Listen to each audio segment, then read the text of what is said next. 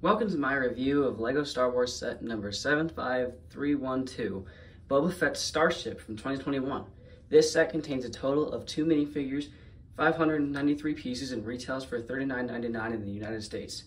Once again, I am not an experienced set reviewer by any means, and this is in fact my second review ever, so with that out of the way, let's get on with the review. So here's the main build of Slave 1, more commonly known as Boba Fett's Starship, according to LEGO. I'm being sarcastic. It's ridiculous. Nobody calls it that. I have no idea why they decided to call it that on the box art, and they even trademarked it. I don't know. But with that out of the way, you got a really solid build here. Like, I am impressed by the downscaling here. So bringing in a minifigure for scale, like in the show and the movies, it is much larger than this, but I'm really liking how well it looks for being so much smaller. And yeah, it's pretty good. It's a symmetrical build. You can see, like, looking straight down there, there's not really much variance aside from stickers from either side. And it just looks great. You can see there's a bunch of green parts, sand green, dark green, and that's to add some paint colors, and you can see some paint has been scraped off or not applied to these parts here and here, and that's the same on both sides again. And down here is red, which is the case with Boba Fett's ownership of the vehicle. It was blue for Jango Fett, for those of you who know and have seen the movies. And yeah, this is great. So this is the landed form, and if you know what I'm talking about, if you've seen the movies, it takes off like this, and yeah, this is how it flies. And what's great about this set is that we get a carry handle. You have these Technic parts back here that lift out, and then you can hold that and fly it around. That's awesome. So while we're out here, let's take a look at the back. You got some thrusters with these inverted, like, rounded dishes here. And some hollow trans orange studs. This is all in trans orange, and there's a little sand green inverted tile here, as well as some more gray parts to show the undercarriage of this ship. And as you may notice, when picking it up and landing it, the wings move. It's entirely based on gravity. Look at that. That's awesome. That's my favorite part of this whole set. Like, that is really cool how they did that, and there's no function for it. It just does it on its own. That is awesome. So if we take a look at the front, we got a sticker part here, sticker part here, and this is all the same piece going down here, only in a different color here to line up with the stickers. And it's great. Like, it looks so good. It looks from the movies. It looks authentic. It's awesome. These stickers wrap around this piece, so you like apply it right here, and you like wrap it around, and that scared me at first. Like, I was like, oh no, is this gonna turn out bad? But no, it's actually easier than applying them on a straight surface. I don't know how that works, but it's easier. I'll just tell you that. For those of you who are thinking of picking up this set, don't be afraid. It's gonna be okay. Then you got a cockpit here, which can fit a minifigure. So there's 2 spots. So if you wanted to have him in the cockpit while it's landed, you can actually fit him in like that, and there's a console piece for that. But you have to have his hands above his head like that, which doesn't look the greatest. And you put that down in there like that. Now it could be him like taking off, and then he could switch seats when it rights itself. So how you would do that is take him out of here, pull his arms down, and then attach him to these studs here and close them all up. And he fell. Try again. There, he stays. It looks pretty good in there. I wish they had some more room for his rangefinder to look more like it does in the movies, not bend down so far. But you can have it up. It only has to bend back really far. So I wish there was a better compromise for that, but it works for what it is, I guess. And you can kind of see him in there. There you go. There we go. And in terms of weapons for the ship, you have these stud shooters that just fire. You've seen this a million times, I'm sure. just using the old stud shooters here. Man, I miss these. I mean, the new ones are great, but there's something about these I miss. And those aren't the only weapons. As you can see here, we have these, which look great. They're imaginary. They don't fire or anything, but they can be articulated.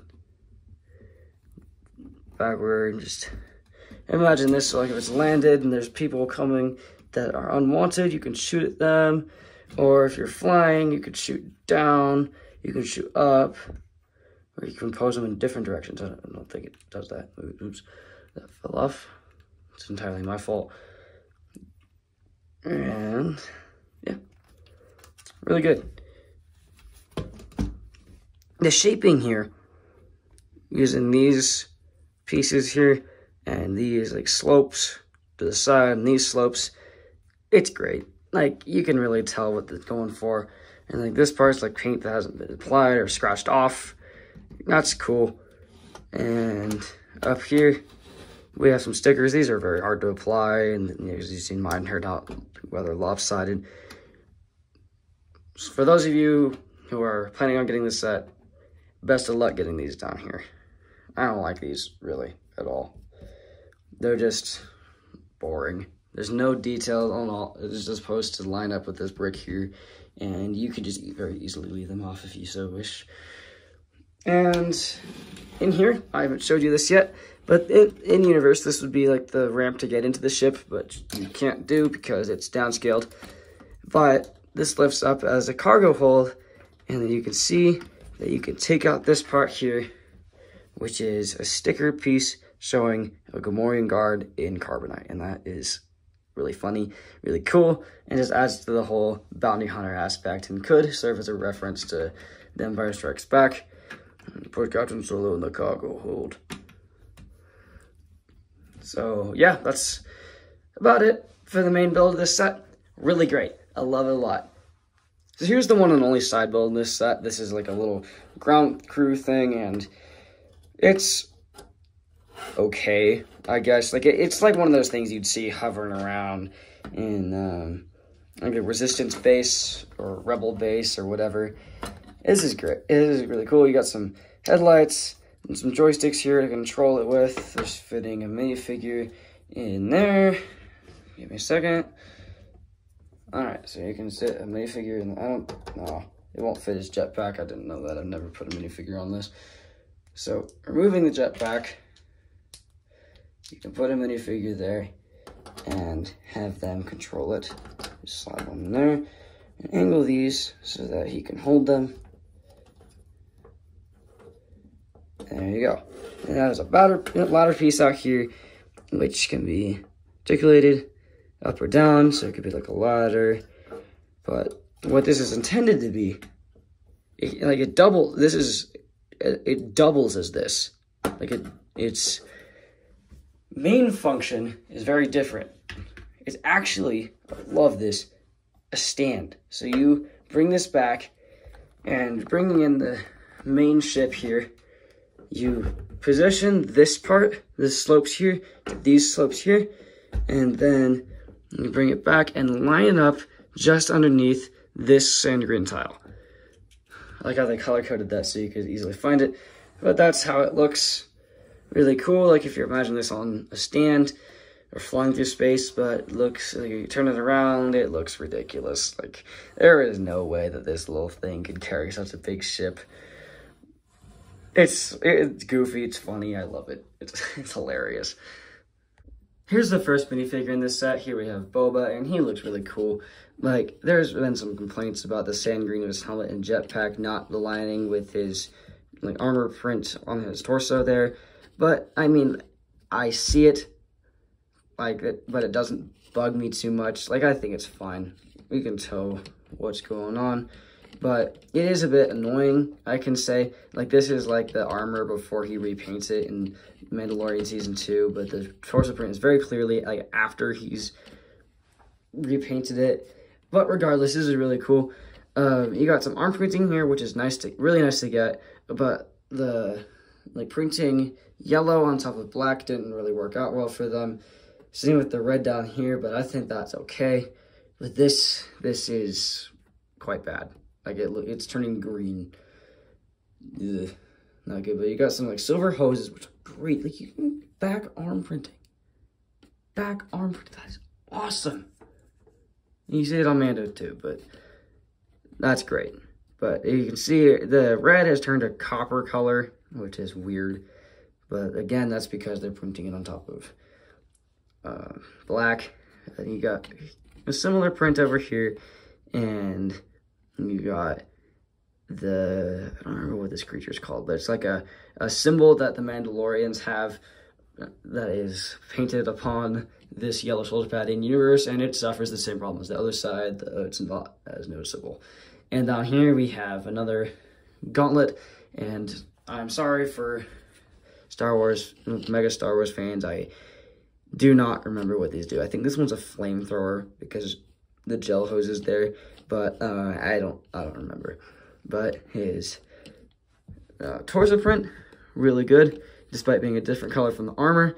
You can see some symbol there, and you could see like a I don't know, some sort of display there.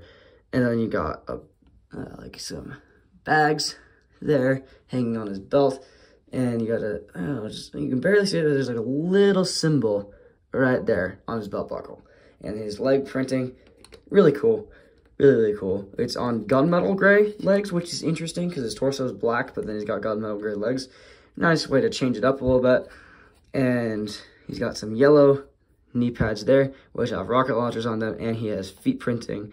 And this cloth here is in continuity with his previous print.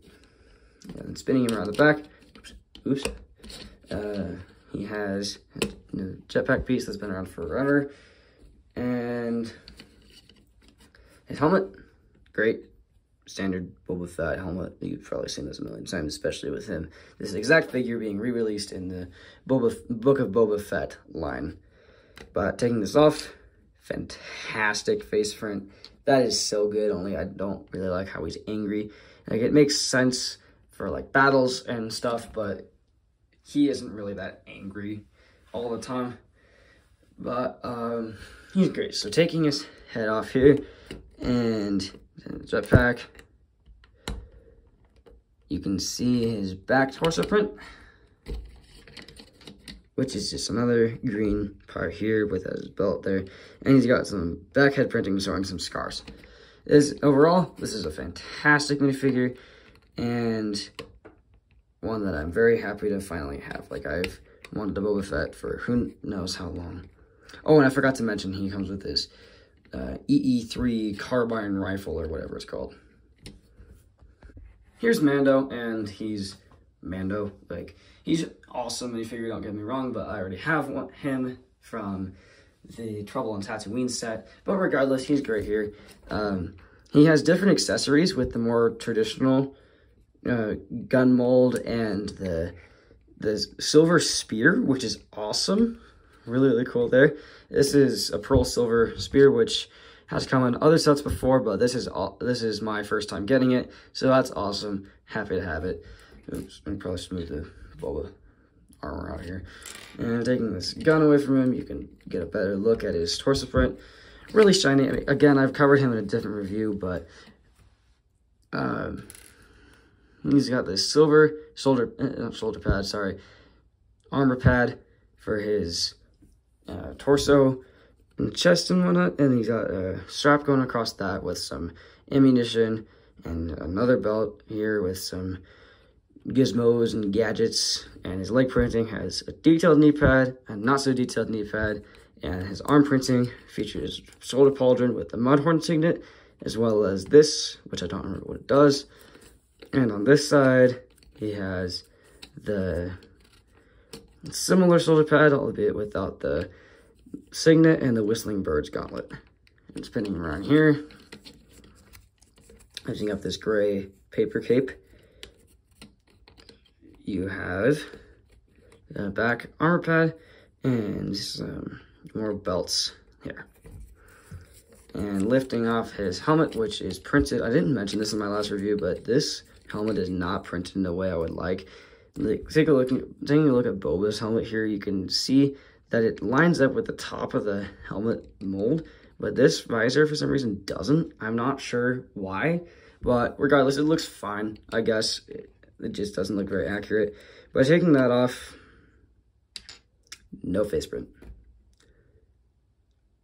Like, seriously, we saw his face in the final episode of the first season, so it'd be nice to include it here, but I believe that it comes in the Book of Boba Fett sets. Don't quote me on that. I could be very wrong. I'm not really familiar with those sets, but it does. I know for a fact this does come in the UCS Razor Crest, which I will not be reviewing since I do not possess $600 to blow on a giant Lego set. In terms of packaging, here we have a very standard Star Wars box for a set at this price. We have the outrageous set name there, as well as the age range, piece count, and that this is indeed a building toy, and it does not come all built up, and you have to build it yourself. And then you have the two minifigures shown here, Boba Fett and Mando, and you have Mando up top wearing his Season 1 outfit, which is fine. And, you know, you got like the built up looking stuff there, which is really cool to see. I like that. And on the side, it's actually a really thick box, like thicker than I was expecting. Like it's like smaller here than I would expect, and then wider here. Like I would expect the thickness if this was a longer box, but regardless, it's cool. And you can see on the back, here's like a jungle background here with the main build displayed here with the minifigures and side build, as well as the different things that this thing can do. And then, as you can see here, you have to punch out the tabs, which is being featured on many boxes lately, and no complaints, like it's easier than cutting the tape. And then the instruction manual, very typical. Well, not so typical anymore, because they no longer use the box art, but I'm happy to have the box art here. And you have a QR code, and opening on up the back, back, what you'd expect from a Star Wars set. And just opening it up here, you have all the pieces, an ad for the Skywalker Saga game, which I have not played, but looks really fun. And you have an ad for some other sets with the... yeah, that's it. So you have the set here and the minifigures here. Curiously though, it has these sets, the Light Cruiser, this set, the buildable Grogu, the Marauder in Trouble on Tatooine, but it has the minifigures from the like the Bad Batch shuttle, Ahsoka versus Darth Maul or whatever that set was called, I don't remember. The Mandalorian Starfighter and the Armory.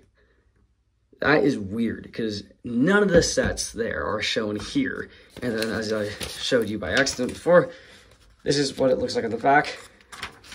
So that's weird. I don't know what's going on with that. And so, would I recommend this set? Yeah, definitely would recommend this set.